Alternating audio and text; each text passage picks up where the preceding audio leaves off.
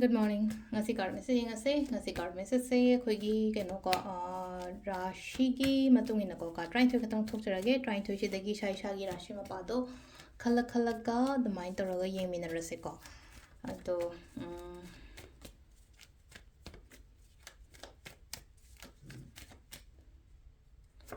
seler ko ahan base da lay re ani shu base da lay re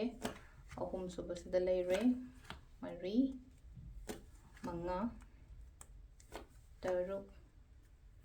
taret nipan mapan tara taramathoi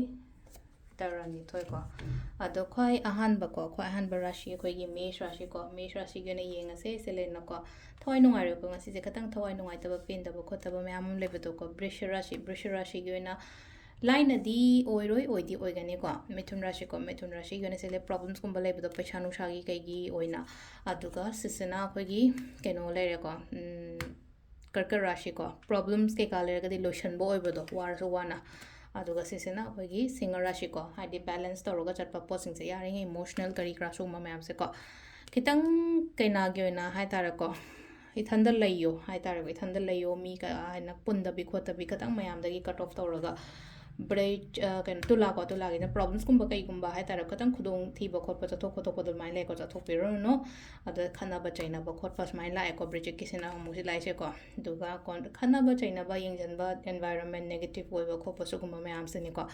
aduga sisena khoi gi kaino ko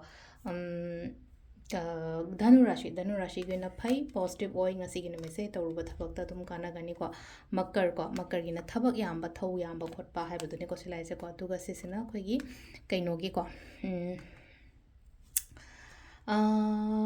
makar gi mathang da kumba ko ki gano thaba ma taw matam da ki gano aki ba ki ka loin thadok piro ko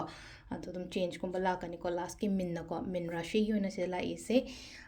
kaino oina imung manung phajana nu shi chanian lai mina ba khomina ba na dmai tor la ko adu sida lai re ko gi rashi gi matungina tarot card reading ma'am. Thank you.